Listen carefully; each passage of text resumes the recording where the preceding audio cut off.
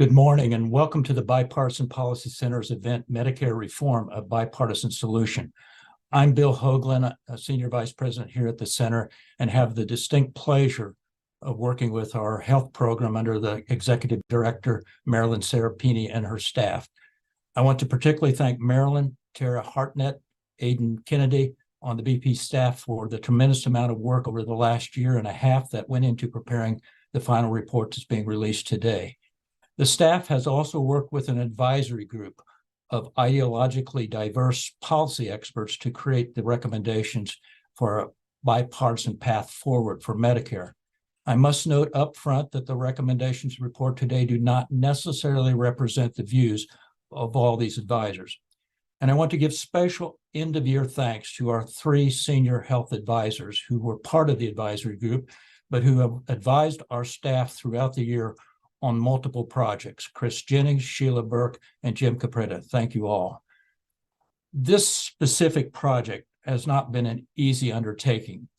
The impetus for the project was the release of the annual Medicare Trustees Report that projected Part A, the Hospital Insurance Fund, would be depleted in 2031. If the HI fund were to be depleted, the trustees estimate that the program could only pay about 89% of the benefits. Conversely, this, of course, would mean that an 11% reduction in payments to hospitals, doctors, and providers, which would, of course, impact services to their patients. However, as we delved into how HI funds should be financed to address the problem of its depletion, we concluded that the examination should go beyond just Part A and address Medicare more broadly, particularly the interaction of traditional Medicare and Medicare Advantage, the private insurer's capitated payment system. Now, I'm old enough to have been a staffer on the Senate Budget Committee when Congress first authorized Medicare to engage in at-risk contracting with private insurers in 1982. It was designated as Part C, and later in the Balanced Budget Act of 1997, dubbed Medicare Plus Choice, and then in 2003 renamed Medicare Advantage. These various budget reconciliation bills projected that with more private competition and choice in the Medicare program, the escalating cost of Medicare could be dampened while also still expanding benefits. I'm not sure we were successful with that goal, and we can debate it if it actually occurred. But we do know that Medicare Advantage grew to where today nearly half of all Medicare recipients participate in private insurance plans. At the same time, total Medicare federal spending is expected to top $1 trillion this year. But the goal of ensuring quality, affordable healthcare benefits to our senior citizens without bankrupting taxpayers remains as important today as it was back in 1982. We are releasing our report with recommendations for Medicare modernizations, eyes wide open. It is highly unlikely that Congress will make Medicare reforms in 2024, but the new 119th Congress and the new administration, whoever that might be, early in 2025, will be confronted with financing HI, and the need and opportunity to look at the program holistically is a paramount even today. Today, the report is titled as Sustaining and Improving Medicare. The report proposes two phases of changes. In phase one, we call for Congress to immediately address the HI trust fund's insolvency as well as affordability challenges for beneficiaries by slowing spending increases and raising revenues. We also recommend enhancing traditional Medicare by improving benefits, reducing cost, and simplifying the program for easier access. Finally, we recommend enforcement of past triggers that Congress has instituted but ignored to force action when federal spending on Medicare dangerously exceeds revenues. In phase two, we recommend a system of apples-to-apples competition between traditional Medicare and Medicare Advantage. We believe this would increase and restore the goal of competition between traditional Medicare and MA plans, while at the same time allow beneficiaries to easily compare coverage options based on an enhanced standard set of benefits, including additional benefits such as hearing, dental, and vision. This is not the end of our work. We were only able to address the savings or cost incrementally of a select number of our recommendations. In the new year, we plan to model Phase 2's integrated approach to reform. During today's events, we'll have a panel of experts talk about these issues in more detail. Before we turn to that, I want to turn to Mark Miller, Executive Vice President of Healthcare at Arnold Ventures, which also provided generous support for this project. Mark was formerly Executive Director of MedPAC and a fellow alumni with me at CBO. After Mark's comments, BPC's recently appointed new president and CEO, Margaret Spellings, will moderate a fireside chat with two very special guests, former Health and Human Services Secretaries, Secretary Azar and Secretary Shalala.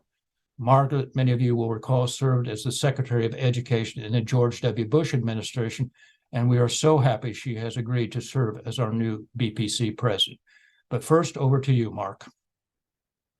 Thank you for that, Bill, and thank you to the Bipartisan Policy Center for the work that's represented here, and that it continues to act as a mechanism for bipartisan discussion and policy design. I think this is important. This report is important for a couple of reasons. It clearly names the long-run sustainability of Medicare as a critical issue for the Congress and the administration to address, and that it needs to be addressed now. It says that, as Bill pointed out, to address that problem, it will take both savings and revenues. It lays out clear incremental steps that can be taken now that are consistent with long-run sustainability and, importantly, reduce costs to the taxpayer and the beneficiary in the short term, and then lays out a roadmap for long-run sustainability. So again, I appreciate the work that BPC has done, and I'll hand it off to Margaret. Thank you, Mark, and thank you for your ongoing support of this work. As a fellow Texan, I'm so proud of the Arnolds and the Arnold Foundation, Arnold Ventures, and all the things that you support that really drive policy forward. So thank you, thank you. I now have the pleasure of introducing two colleagues and friends to introduce our conversation. And let me first say that while they have a lot of thoughts on these matters, they were not part of the advisory group and are not endorsing, although I'm sure they share a lot of these views, this particular report. But I'm thrilled to be in conversation with these two friends. First of all, Donna Shalala served as a Secretary of HHS all 8 years of the Clinton administration and then went on to a distinguished career in higher education. And also my friend Alex Azar, who had that same role in the Trump administration. And they are where the buck stopped on Medicare issues, the shortcomings of the program, and also responsible for, importantly, getting these benefits into the hands of so many of our fellow Americans. So it's really a treat to be with them today. So we're really going to have, in our brief time together in our fireside chat, where's the fire? It's at Medicare.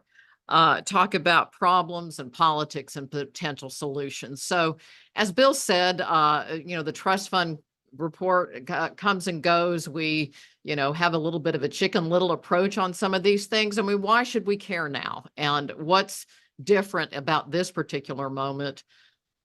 What's up? So Secretary Shalala, let's start with you. Well, I think that, first of all, the bipartisan report lays out the options, and many of them are integrated for really both reforming Medicare, increasing competition, and certainly giving us the opportunity to get some control over costs, and that is the difference. It also builds a negative coalition because every stakeholder will look at a piece of it and they'll get together and say, no way you're going to do anything this big. So, but it's possible, if it's possible to build in the Congress support for that are involved here. So I'm very high on our ability to do it. What I liked about the report is it gave CMS some strategic approaches. Anything that CMS can do to simplify the system, to simplify the enrollment piece of it, because right now, different programs have different kind of enrollment approaches, and any kind of simplification would help. That's why people are going into Medicare Advantage. Coordinated care, extra benefits, and the simplification of the enrollment process for Medicare Advantage. So just thinking about making it easier for people in Medicare is a building block for moving along, from my point of view, with what we must do in terms of cost containment and delivering services with higher quality. Thank you. Secretary Azar, why don't you comment on why should we care now? We haven't touched really Medicare and Medicaid since the Affordable Care Act, since Obamacare. So that's what, 2010? So we're 13 years in.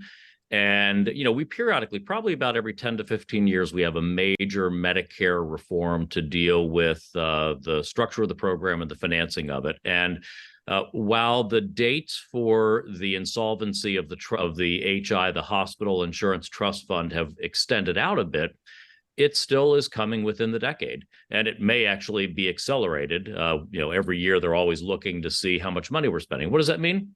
It means we're spending more money in Medicare than we're taking in. And we're at a very interesting political point that, you would know better than anyone, Secretary Spellings, which is that we now have the two parties basically saying, don't touch entitlements. You have the president of the United States stand up in the State of the Union saying, I want everyone to agree we won't touch Medicare, Medicaid, or Social Security. And the other side, the opposition, said, yep, we agree with you. So we don't actually have a party or advocates there that are really saying we've got to rein in entitlement spending. We've got to deal with the massive structural issues there. And that's where BPC is so important, being able to throw ideas out there and start pushing the dialogue, because these are issues that will have to be confronted. You cannot spend more than you take in over time, or you will have to raise taxes to take in more money, or you will have to figure out ways to cut benefits or cut payments to providers on the other side of it. So something's going to happen. And these and other ideas are important to get that discussion and dialogue going in the best spirit of the BPC. And by the way, congratulations also on your appointment. I think all of us who are fans of the BPC are delighted that you're in that role. Thanks, Margaret, Alex. I would argue that that's why it has to be framed as improving Medicare, not only arguing about its sustainability, but many of the recommendations that are being made here, including the simplification of enrollment, would improve people's access to Medicare and their ability to use it effectively. And I think that has to be the context. It can't be, we're going to just do entitlement reform because the politics won't allow that. What it will allow is steps forward to improve Medicare. And that doesn't mean spending more money, improving Medicare as we're going along. Thank you. And I appreciate that. And I agree with you. So you talked about that negative coalition that can get built around the oxes being gored and whatnot, and trying to flip that narrative around improvements. A lot of analogies. And when I think about higher education in the student loan realm, very similar features. But how do we start to build that political momentum? I mean, when we leap in DC to solutions, which we do well here at the BPC, but how do we better educate the American people so that we can make the ground a little more fertile on the politics? Well, one of the advantages of the bipartisan group is that they can educate the Congress. So we start by using reports like this to educate every member of Congress as to what the trade-offs are, what they can do that will make a difference. And then we need big campaigns that say, we want to make sure Medicare is there for you, but we're going to have to improve it at the same time. So I think it's a multifaceted strategy to explain to people that it won't survive in the form in which it's now organized, but we can improve it at the same time, make sure it's there for you when you need it. Alex, might you talk about the politics with the more interested parties and how they might be part of the solution? Obviously, if this program is not viable and on sound footing, that's not good for anybody, whether you're in the business or a user or whatever. Can you comment on that? Yeah, I think back to what Donna said earlier. If you keep the patient at the center is how you're going to get this done. So if it's always from the perspective of what's going to be good for the senior citizen beneficiary of Medicare and the program in terms of their choices, their Exactly. quality, and their patient and customer experience, that's how you get there. The rest of it often is about reallocating money between buckets within the healthcare system. As you said, oxes get gored. It's just the patient can't be the ox. And so that's how one has to approach it.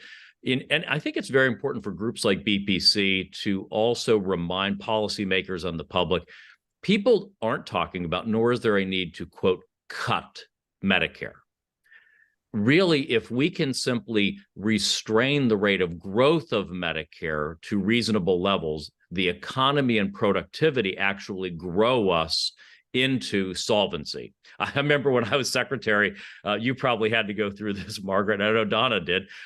I went up there with president's budgets, and I had, I think, I was getting assailed for cutting Medicare in the budget proposal, when all we were going to do with even if you accepted every one of the hundreds of billions of dollars of changes that we recommended, we would have gone from a 6% rate of growth of Medicare over 10 years to a 2% rate of growth of Medicare over 10 years. And that was somehow, that was cutting the program. But I think the key is that one looks at providers, and the BPC identifies some provider groups in here that are probably paid more than market value, and that's something that actually both Biden and Trump had in their budgets to address. That there are questions between the traditional fee-for-service program and Medicare Advantage. I'm obviously a Medicare Advantage fan. I was there at the outset in 2003 with you. I'm on the board of a Medicare Advantage company now, in full disclosure. But I am and will always be a big fan of that, as I think the future and where it's going. But can we make those programs better, more efficient, more patient-centric? Empower the insurance companies even to do more with providers in terms of delivering efficient, value-based care. Have we unleashed these companies that have such capabilities to really deliver value-based care and save money for the program? Perhaps we haven't gone far enough there also. Yeah, terrific. And Donna, why don't you comment on that Medicare Yeah, Advantage? I was amused by one little piece of the report of the hospice recommendation. And I thought, are we going to cut off Jimmy Carter because he lived longer than what our limitation is on hospice? I don't disagree with Alex about value-based care and what we have to do in the future, but I do believe that we have to figure out the politics with the stakeholders, and that means selecting the most important parts of the BPC report and figuring out how you can build a coalition, particularly in the leadership of Congress, to get this done. There's enough here that would make a difference. Mm-hmm. And then CMS has to step up. It's got to step up in terms of simplification. People have to feel good that there's some progress made in their Medicare. CMS could do pieces of that where people would actually feel like Medicare is a smoother operation. Yeah. And I would say, if I might, with Medicare Advantage, it's a majority of the program. It's incredibly popular with seniors, although I think we all don't care for some of the TV ads that fortunately we might be at the end of on December 8th with the end of the enrollment period. But it's incredibly popular. It's a streamlined program. It's the type of health insurance we're all used to through our employers. It's a seamless benefit package, coordinated care. That being said, I do think on Medicare fee-for-service, so I think we need to preserve MA, make MA constantly better, recognize it's where the puck is going to, as Wayne Gretzky would say. Mm-hmm. On fee-for-service, it's just time that some of these, we keep dabbling around and experimenting and running innovation projects. Honestly, at this point, we probably have enough muscle memory in the system and have learned enough. It's time to stop doing demonstration projects and simply implement change and just say, daggone it. We know it's time for value-based care. Let's do it. We know it's time to pay based on the total cost of care. Let's just do it and stop dabbling around with experiments and just say, we've learned enough. Let's go. Thank you. Great advice. Our last question I want to touch on, because it's certainly a theme of this report too, is that we're not going to cost cut or innovate or efficiency our way out of these big issues. And how you all think about the revenue side of this. We've put some options on the table as well. But how do you see that as part of the realistic way through to solutions in this program? And Don, I'll start with you. I would start with immigration reform. If I was going to add more workers, as opposed to the declining number of people that are actually paying into Medicare, which this report points out, I don't think that you have to look narrowly at this. It seems to me that immigration reform is integrated into this because we need more workers that are paying into Medicare. And we're not going to get it out of the birth rate. And rationalizing that system would be helpful. And that's a bipartisan challenge. We've always been willing to throw more revenue to save the Medicare and Social Security system. That's the wrong way to go. The right way to go is to obviously slow down the increases and pick and choose among these things so that we can get this. But you might start by getting the public people confirmed for the Medicare Trust Fund and also the Social Security Administrator, because they're underfunded in terms of just making this a seamless system, so that there are pieces of this that could easily be done by Congress. I don't think immigration reform can be easily done by Congress, but just thinking about the number of workers that are paying into the system would be very helpful. Yeah, the old make the problem bigger, as President Eisenhower once said, to include immigration reform. Man, this was hard enough as it was, Donna. Yeah, I get it. I get it. But I also know that when 2.8 people per a beneficiary, that's a problem. That's a problem that we can solve in other ways with other politics, but we can't leave that out as part of the discussion. Alex, could you comment on that? The three legs of the stool here, and the funding, the cutting, the efficiency, the new ways of thinking about it. I guess that's four legs of the table. As Donna did, I'd start with first principles, and the first principle of healthcare in America is we're not spending too little money. We're already spending too much. We are not efficient enough.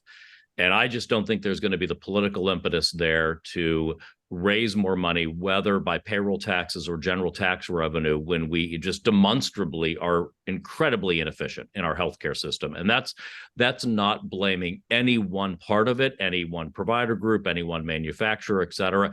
It's just across the system. We don't have a healthcare system that is a competitive. It may be public-private, but it is not a competitive free market system in the sense of efficient market behavior.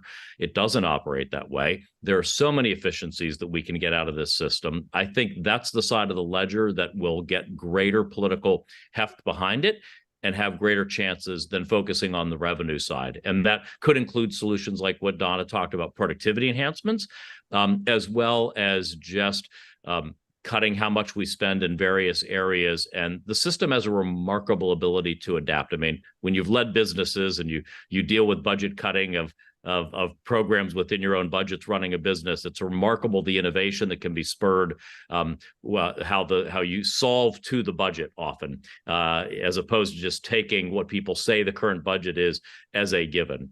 So I think there's a lot of opportunity here if there's a political desire to get more efficient and to extend the solvency of the programs without having to face those revenue generation moments. Yeah, Margaret, let me say that the healthcare system knows they're inefficient. Yeah, absolutely. They simply don't have enough incentives to make the changes themselves. And, the private insurance companies are basically driven by Medicare decisions. So if you understand that, there are ways in which you can back into this. Well, thank you both. And we at the BPC are going to try our darndest to surface these issues and find the way out of the wilderness. It's now my pleasure to introduce Maya Goldman from Axios, who will moderate our next panel. And I see my friend Jim Capretta popped up there. Maya reports on health policy issues in Congress and in federal agencies. She's steeped in these issues, including Medicare payment and price transparency. And so we're thrilled to welcome her today. So off to you, Maya. And thank you, Secretaries Azar and Shalala. Thank you. Pleasure. Bye-bye. Thank you so much, Secretary Spellings. It's so great to be here today. I'm Maya Goldman. I co-author the Axios Vitals Healthcare newsletter. I'm so excited to be here to talk about the future of Medicare. And I'm joined today by a fantastic panel. We have Matt Fiedler, a senior fellow at the Brookings Schaefer Initiative on Health Policy, Kathy Budo, principal at Kathleen Budo Consultants, Jim Capretta, senior fellow at the American Enterprise Institute and advisor to the Bipartisan Policy Center, and Juliette Kubansky, deputy director of the program on Medicare policy at KFF. And all four of these experts have helped put input into the report that the BPC put out today. But I think they will mention this probably in their own remarks. They don't necessarily sign off on, every single part of it, but it was a collaborative process. But I'm really excited to have you all here today. And while we talk, the audience can leave questions for the panelists in the YouTube chat or on X using the hashtag BPC Live. So to start it off, Secretary Shalala just mentioned the need to situate entitlement reform within the context of improving programs. And the report today is called Sustaining and Improving Medicare. So how do you all see these goals connecting? Can you do one without the other? What does this bigger picture have to look like? Kathy, can we start with you? I'd be glad to, Maya. So the historical kind of chapter that's been written on sustaining and improving Medicare is that we've been able to sustain it by cutting payments to providers and making other adjustments in the program with less emphasis on improvement. I think the report points out the two really are very connected. So Secretary Shalala mentioned simplifying as a huge issue, a huge challenge for beneficiaries. And it's not just Medicare, it's Medicare, Medicaid, and Medigap insurance, and trying to navigate all of those. So yes, they are very much tied together to improve access and reduce costs. But in addition to that, to get away from simply looking at budget cuts as a way of sustaining the program. Yeah, what do other folks think? Well, I'll jump in and just say that I think Secretary Azar was right when he kind of said that, periodically the program, after a number of years, the health system is big and complicated, and Medicare has to keep up. And so, every decade, probably even a little more than that, you got to kind of jump back in and see how is the program working, and can it be sustained at its current rates, and is it serving the beneficiary population properly given all the other things that are going on? I think the advent of Medicare Advantage becoming essentially dominant in the program is something that now needs to be grappled with and understood and planned for. I think one of the reasons Medicare Advantage is so popular is because it does simplify things for the beneficiary population, whereas the fee-for-service side remains incredibly complex. You have to enroll in Part B, of course, and then you have to pick a drug benefit, and then you have to also pick, very often, a Medigap policy. And a lot of beneficiaries find the simplicity of Medicare Advantage a big attractive point. And so what we need to do is kind of think through how to make this work better, given the reality of that, simplify the benefit program for the beneficiaries, but also fundamentally get at the big question, which is how to make the revenue and the spending line up a little better going forward. So yeah, there's a whole mix of things going on here. And I think one of the big things of the report is signaling that the HI trust fund running out of reserves is a signal to the policymaking community that now is the time to take another look at the program broadly. Don't just think of it as a narrow question of, cutting this or adding that revenue to keep HI going a little longer. Think of it as, what do we need to do to make Medicare better and also more sustainable? The one thing I'd add on that, I guess, is, I think this linkage is particularly useful when thinking about reforming MA in particular. So, you know, my view is that the marginal dollar we spend on MA delivers much less than $1 of value to beneficiaries. But it probably delivers some value to beneficiaries, and certainly the plans are going to argue that it delivers a lot of value. So I think when talking about MA reform, it's important to be able to explain to beneficiaries why will this benefit you. And I think pairing MA reforms with improvements to the basic Medicare benefit could be a good way of doing that. I guess I would just second what Matt has said. I mean, clearly, I think there's a general understanding that, you know, sustaining the program without improving it, or improving the Medicare program without making sure that it's financially sustainable moving forward, is really not the ideal path forward for the program, or for taxpayers, or for the millions of people who rely on Medicare for coverage. So these two goals are connected here, because, you know, it doesn't make sense to sustain the program if it's not adequately meeting people's needs for comprehensive, affordable coverage.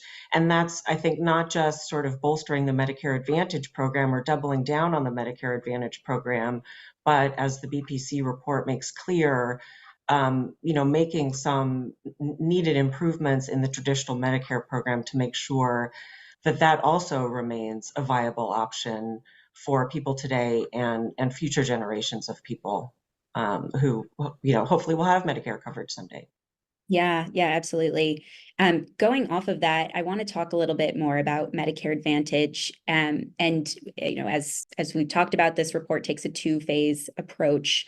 But what happens if we don't get to that phase two? What are the stakes of not improving traditional Medicare and essentially making Medicare Advantage the whole program?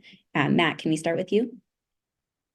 Yeah, so I mean, I guess I would say that I think there are important things in phase one that do improve traditional Medicare in terms of improvements to the benefit design, the addition of an out-of-pocket cap, and various improvements in how TM is paying providers. So I think there are important improvements there.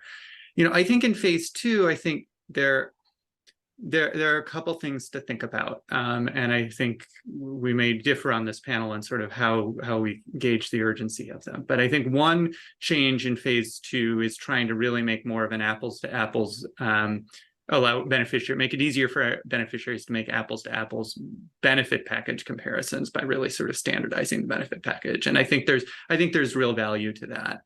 I think the other big difference in phase two is how benchmarks are set. You know, phase one would transition to setting benchmarks for MA plans through bidding among the MA plans.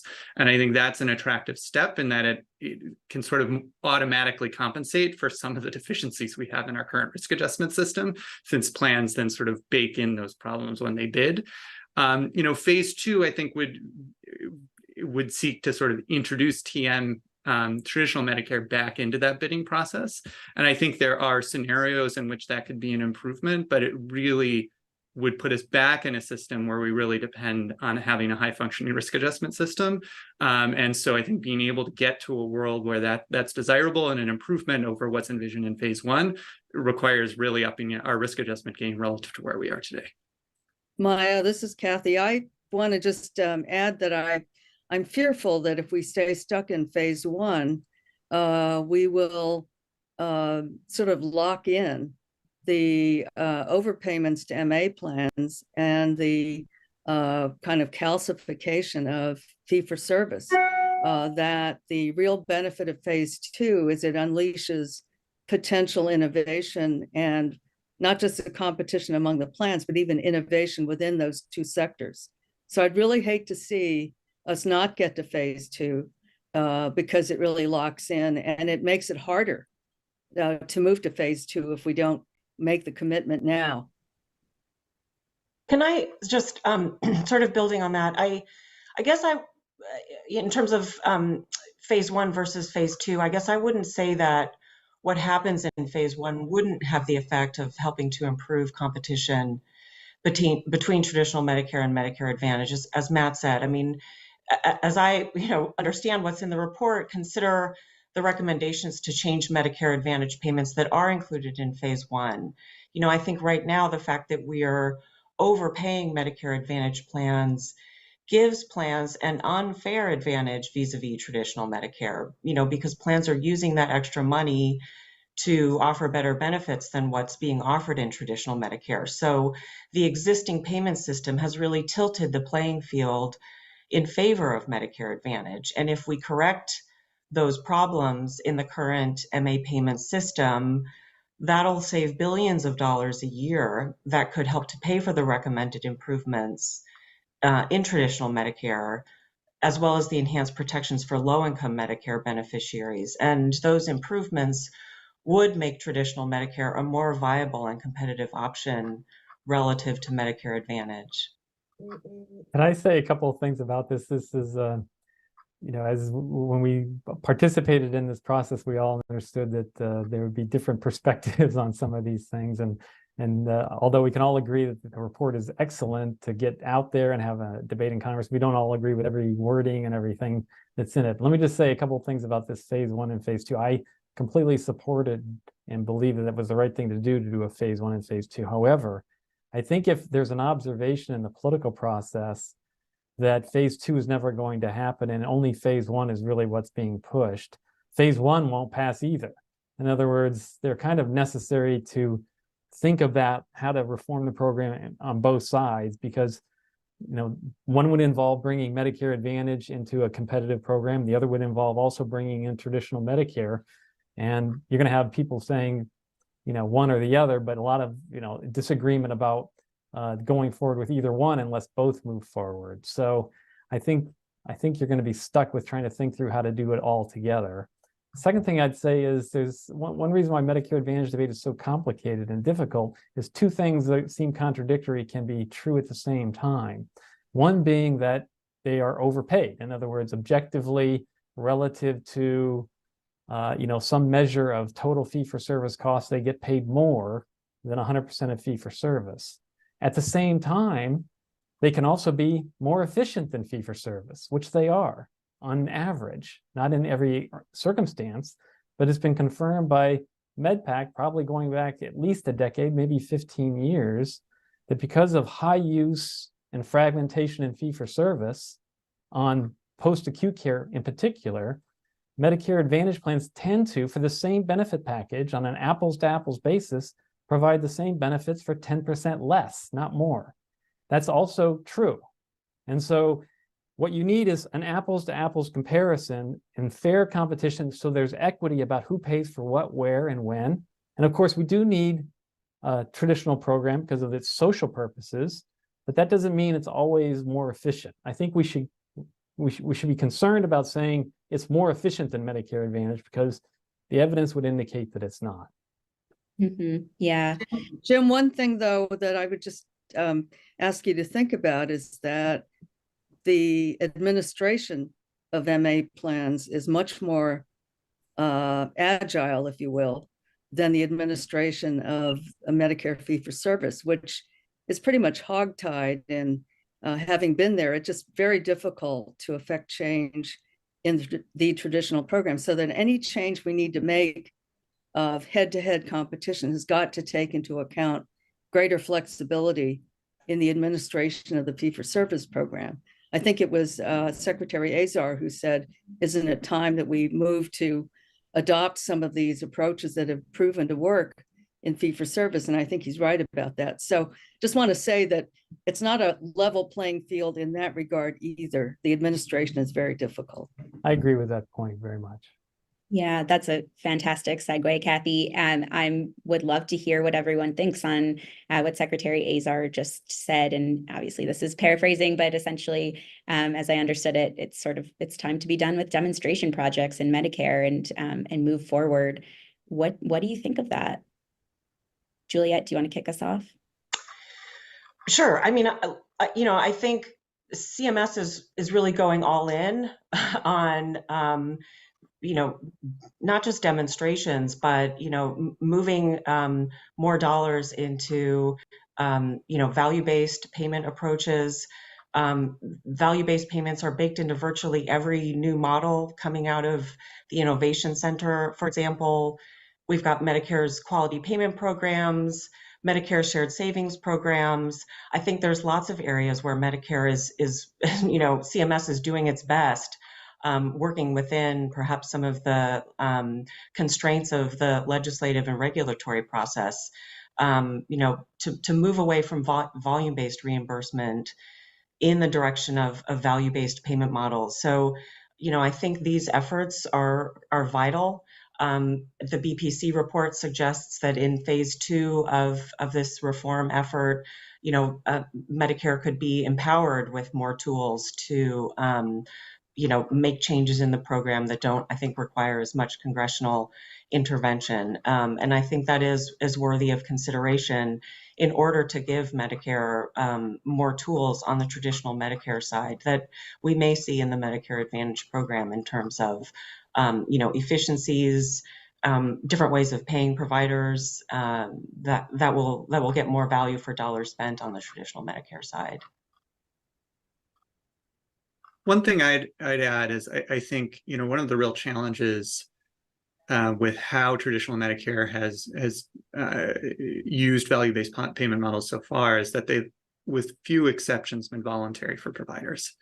And I think over the long run, that's going to be a very difficult strategy to make work in a way that actually saves money. In particular, I think, when you think about ACO models, which are, when we think about providers' engagement with value-based models in Medicare, that's the sort of lion's share of the providers we're talking about are in ACO models. It is very difficult when providers can opt in, opt out. You have sort of providers opting in when the model is financially advantageous to them and opting out when it's not financially advantageous to them. And so it's very difficult to get to a payment model that actually saves money for the program, or certainly that saves significant money for the program. So I do think, some of the sentiment behind Secretary Azar's comment of, it's time to be done with demonstrations and really make this, this standard policy for the Medicare program, I think is right, insofar as what that means is, we're going to get a little more heavy-handed and really saying that providers have to get into these models, or at least seeing that there are real disincentives if you don't. Yeah. I think back to a comment that was just made a couple minutes ago about the authority given to Medicare to run the program a little bit more efficiently. I think one of the things that implies, is a little more selective contracting to the best providers. In other words, making sure access is, of course, paramount for every beneficiary. But at the same time, that doesn't necessarily mean you have to provide Medicare reimbursement to every possible provider that might line up to get paid, and for certain services that allow for that kind of selection. So if you gave the program a little more control over that process, you might be able to drive more value for the premiums that are being paid in, and sort of move away from the idea that Medicare is also like a support system for the provider community, which is viewed as often, that it's really there to serve the beneficiary population. Of course, it should be attentive to the entire network, but its primary responsibility is high value for the beneficiaries. And that could mean for certain things that they could do a little more selective contracting. Mm-hmm. Yeah, so we are in this moment right now where there's inflation and costs for providing medical care going up. And doctors are saying that the Medicare payment system for physicians is broken. So how do you square that, the need to, maybe make sure that physicians want to come into this field and especially to go into primary care while also sustaining Medicare and keeping beneficiaries front and center? Jim, you just sort of hinted at this, so do you want to kick us off? Yeah, the most difficult question, how to fix physician fees. I think that there's a general recognition that the macro effort, well-intentioned, did maybe some good things. It needs to be revisited, though, at this point, that sort of zero updates on a kind of a permanent basis across so many providers probably isn't going to work. So this issue of value-based payment and driving toward efficiency has not been solved by macro yet. And do I have a silver bullet? Probably not. But I would think that moving more aggressively toward trying to have ACOs and that be the dominant model and not have 100 other flowers blooming, maybe that's a place to focus attention and energy and drive as much participation as possible through that. Primary care ACOs also. Make that be the focal point for how the physician community interacts with the Medicare program. I would just add that simplicity is another challenge for physicians. The amount of paperwork, coding, chart review.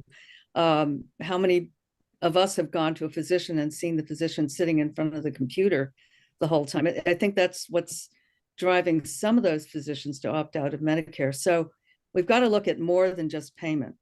It's got to be quality of the interaction with the patient. I think Kathy's point is exactly right. And I mean, I think, thinking about the macro reform conversation, one big component of macro is this merit-based incentive payment system that tied physician payments to sort of performance on various quality and efficiency measures. And I think the evidence suggests we have gotten basically nothing out of that, but we've created thousands of dollars, per physician per year in compliance costs to report to MIPS. And so I think that's a very good example of a very concrete place where Congress could, effectively make participating in Medicare a lot more attractive for physicians, but not spend any more money. Yeah, we've got some great audience questions coming in. This one is from Dr. Joanne Lynn. Medicare costs arise mostly from chronic illness and disability, yet Medicare has no useful interface with long-term supports. How do we roll long-term services and supports reform into broader Medicare reform here? Juliet, do you want to start? Well, I don't think we have a great answer to that question, unfortunately. We've tried. Again, I think this was, over a decade ago when we tried to build sort of a new long-term services and supports model in this country that didn't rely so heavily on Medicaid. I think it's a common, misunderstanding among a lot of people that they think Medicare will cover the need for long-term care and long-term services and supports, and Medicare really doesn't. So, talk about an area where there are huge gaps in our system. Long-term care, I think, is a perfect example of a place where we just don't really have great solutions. And it might not necessarily be to build it into the Medicare program, but this is an area where, the BPC report is really not touching on this issue, but it certainly is an important question for us as a nation to address the need for long-term services and supports and how to pay for it. Given that we have an aging population, and again, the misperception that Medicare will help pay for these costs is, I think, still unfortunately alive and well. Can I jump in and just, I think I'd be remiss if I didn't mention that the Bipartisan Policy Center has been very active and forward-leaning in this area around long-term services and supports. Obviously, a lot of it, as just said, interacts with the Medicaid program, which does provide these services for the population which is eligible, which is actually pretty large. It's not a small size of the Medicare population. Many of them are dually eligible. And so it's not the end, but it's certainly the place to start is to try to make that system work as best as it can. And I would just commend to the audience who's watching today to maybe look up online at BPC some of the various reports that have been issued in the last half dozen years, really, trying to improve how these services are delivered to the beneficiary population, which is a big challenge. I would say in general terms, getting the integration of Medicare and Medicaid right so that when a beneficiary is eligible, that the two programs work more seamlessly together so that some costs don't spill into acute care that could be handled in a less expensive setting. Obviously, that's priority number one. But then for those who aren't eligible for Medicaid, trying to make it easier for people to access these services through facilitated direct payment systems, if they have the means to pay a little bit on their own, that they can do so in a way that is not as fragmented and difficult to access as it is today. So, and of course, Medicare Advantage can provide some of these services, not much, but some of these services a little bit through their supplemental coverage as well. So those are some of the things that might be part of the answer. Yeah. Another audience question. This one is from Mike Liveright. We've talked a little bit about this, but just to hone in on it, what should be done with Medigap and other supplemental coverage as Congress and the administration look to make Medicare improved and sustainable? Kathy, do you want to start? Easy question. The report, I think, does a good job of beginning to tee up some changes. For example, reducing the subsidy for first dollar coverage and actually increasing the premium for Medigap plans that provide, in a sense, generous coverage that really leads to potentially overutilization. So there's some changes that need to be made. They need to be made at the same time that a number of these other improvements in phase one are undertaken so that they work together. But it's a tough issue. People rely on Medigap. It's already confusing to many people as they choose Medigap. And as you move to competition between MA and fee-for-service, the fact that you can't go back to fee-for-service and get Medigap is an issue for many people. So it might feel like a one-way sort of off-ramp from fee-for-service into MA. So there are a number of issues around Medigap that need to be resolved, and I think those are good questions to bring up.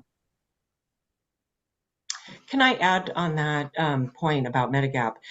I think people may feel the need to purchase Medigap if they can afford to, because of some of the inadequacies in Medicare's cost-sharing protections. There is no out-of-pocket cap.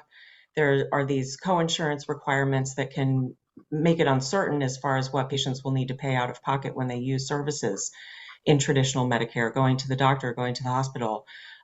So there's that need to purchase Medigap in order to make traditional Medicare work better.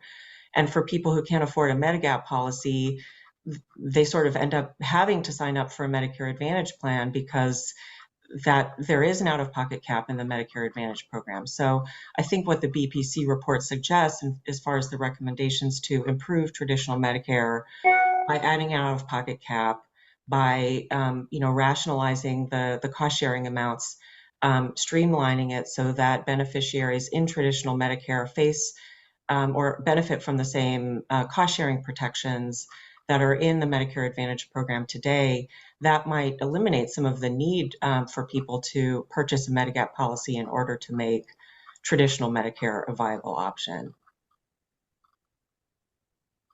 Jim, Matt, anything to add there?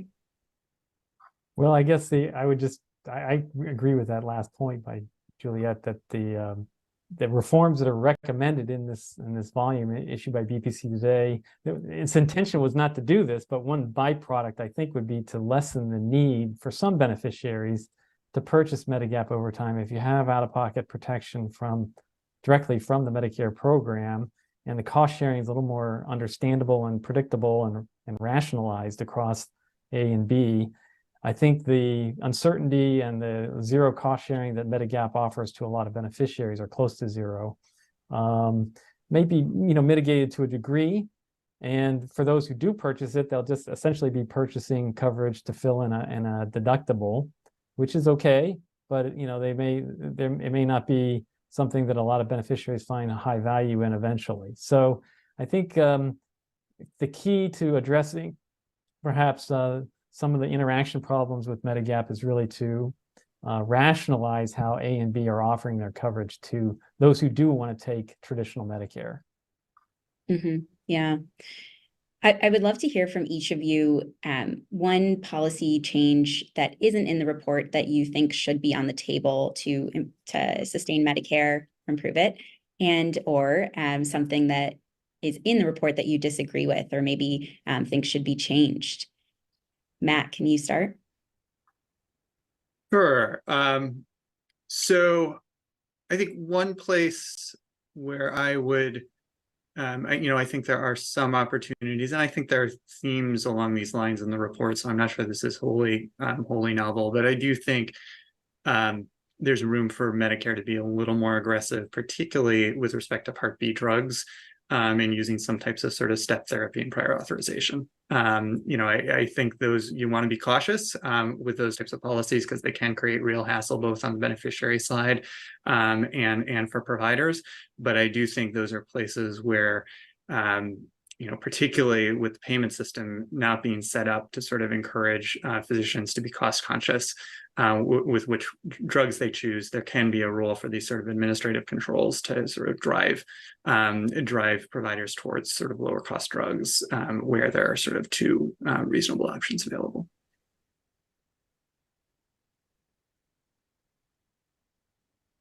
Kathy, what do you think? Oh, sorry. So some of the things I would like to see, I guess, fleshed out are better navigation tools for beneficiaries. So we've talked a lot about provider payment and improving sort of the funding streams for Medicare. But what I feel is often missing is how beneficiaries can better deal with chronic disease management on their own. I guess I'd call these self-management tools. Other countries do a better job with this than we do. The other thing I was thinking was in this world of potential AI, there may be a way to get actual helpers to help people understand better what their choices are, what their out-of-pocket costs are going to be.